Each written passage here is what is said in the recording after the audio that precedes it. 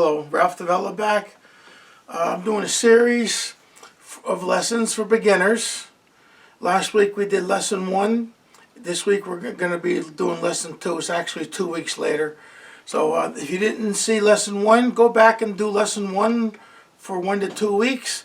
Then come back and then do this lesson number 2.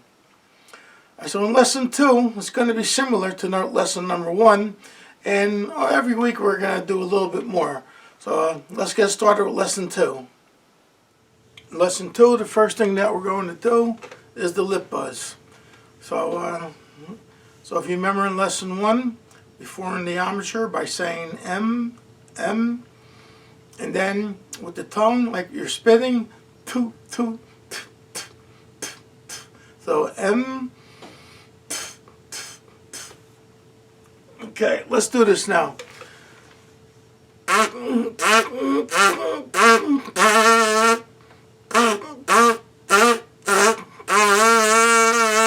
So it's very simple. It's a lip buzz.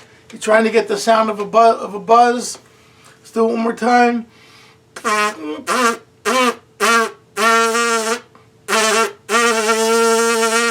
So what they forming the letter M, lips closed, sealed, and then we're spitting the letter 2.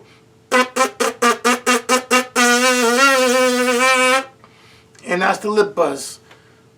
Now in lesson 2B in the book, you're going to do the mouthpiece buzz. Same thing. Form your embouchure by saying M, closing the lips. M, M, M. Make sure it's all closed, corners, middle. And then, okay, remember I taught you in lesson 1, you hold the mouthpiece, thumb underneath, finger on top.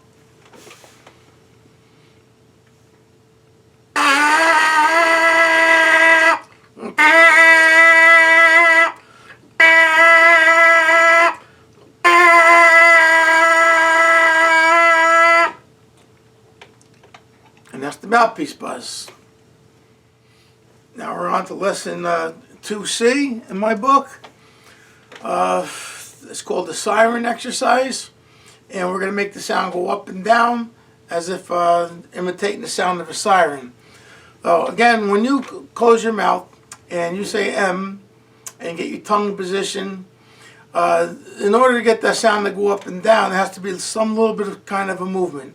So the least movement, the best, but I can tell you this, I think one of the simplest ways to think about getting the sound to go up and down, think of the sides of the mouth pushing towards the center of your lips, as if like a little pucker. And with a slightly bit, the slightest tiny bit, maybe jaw movement up, you're thinking of pushing that bottom lip together with the top lip a little bit, and you should be able to get the sound going up and then just the opposite coming down. So let's do the siren exercise.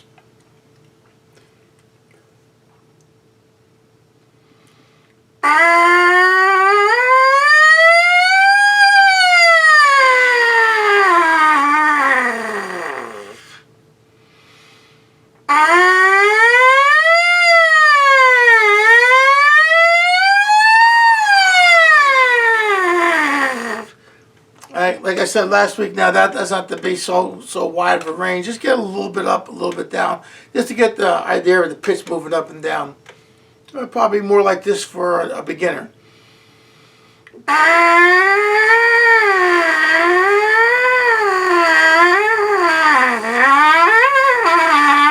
And whatever sound comes out is fine. There's no right or wrong on it. It's just trying to get the idea of the sound. All right, the last exercise for the second lesson in the book is exercise 2D. Let me show it to you. Let me show it to you. Well, it's going to... And the idea of this is that we're going to try to follow along the movement of a song. So now I have these notes written down. To play these exact notes is not necessary. It's just the idea to try to get the movement on the mouthpiece. Now you can put any song on you want, and just try to follow along with it. That's why if you can get the siren exercise with the pitch going up and the pitch going down, you could be able to play along with a song to whatever degree you can play along with. It's not going to be perfect. You're just starting, but play along. Just put the radio on and or put whatever you want on and play along to a song. But for now, let's just do the exercise in the book. All right, so here's what I'm going to play this for you on the trumpet, so you hear what those notes sound like on the trumpet.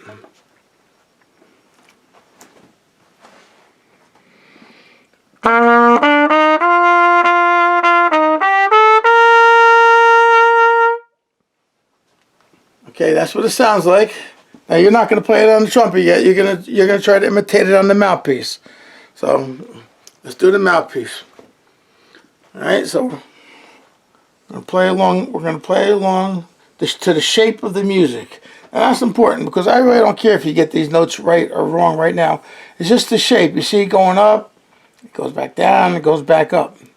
So let's play it on the mouthpiece.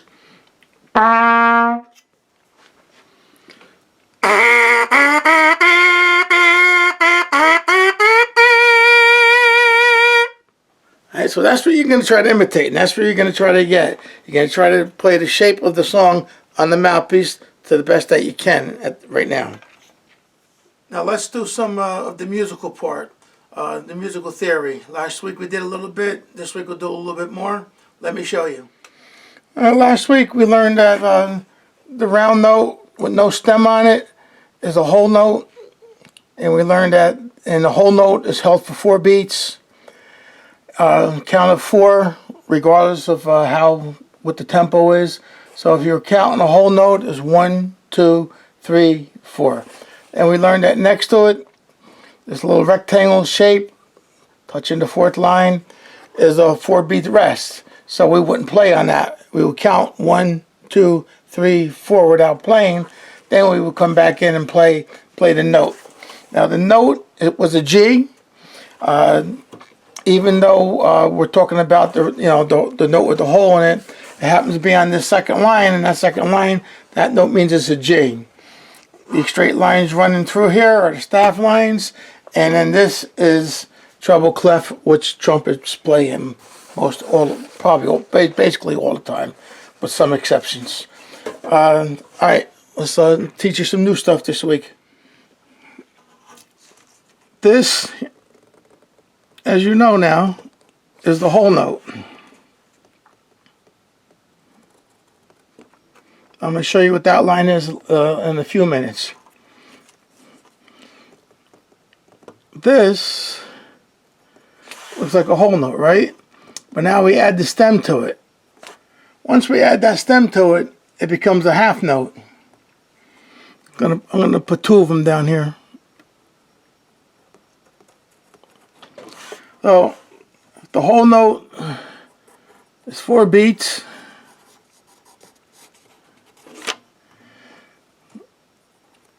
The half note is half of that, becomes 2 beats. And there's another one, it's another 2 beats. So this we would count 1, 2, 3, 4. Half note we would count 1, 2. And being there's another one, we count it again 1, 2. Alright, so you got half note, you got a whole note, half note.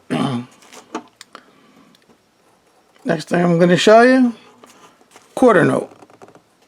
That's a solid note. And it has a stem to it. I'm going to put 4 of them down.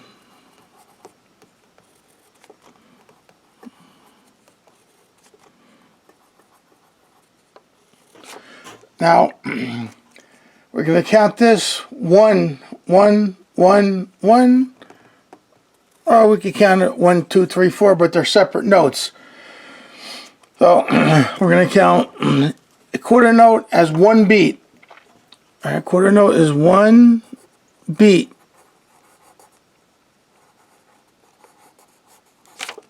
Oh, 4 of them is 4 beats, but they're separate notes. So it's 1, 2, 3, 4, or 1, 1, 1, 1. It's 1 beat. So whole note is 4 beats. You hold for 4 beats.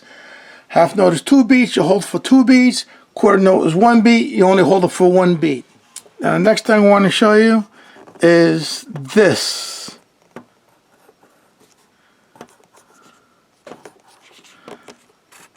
This is a quarter note rest. So when you see quarter note rest, you rest for 1 beat. That means you do not, hard for me to write this way. So that means you do not play on the rest. If you remember, I showed you this.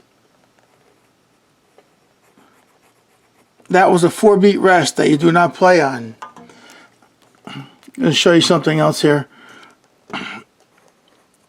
This is a 2-beat rest. It's on the one, sits right on the 3rd line there. So the 4-beat rest touches the 4th line, but the 2-beat rest sits on the 3rd line. And then I'm going to put right underneath here 1 beat rest.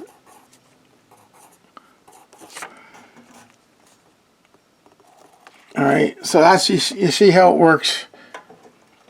So 4 beat playing, 4 beat not playing, 2 beats playing, 2 beats not playing. So here, you could put another one of these if you want. But if there's 4 beats not playing, they would just usually put that. All right, so you got 1, 2, 3, 4 beats rest there. Let me show you this, so maybe it makes a little bit of sense to you. I'm going to play 2 beats and then rest. I'm going to do it this way, 2 beats, because you could do it this way or write it that way. So it's play for 2 beats, rest for 2 beats. Then we're going to do play 1 beat, rest 1 beat, play 1 beat, rest 1 beat. Okay, I want to show you 2 more things today, which is a lot, but you'll have no trouble with it. So if you see this, that's called 4/4, 4 over 4. 4 over 4 means there are 4 beats in the measure, and a quarter note gets 1 beat. So it's telling you that there's 4 beats in the measure, and a quarter note gets 1 beat. All right, so 4 beats in the measure. Now that's the other thing I wanted to show you. This is the measure line, separating the measures. For instance, here, you got 4 beats rest. You got 4 beats rest over here, 2 and 2. You have 4 beats in that measure. Now we get to this measure.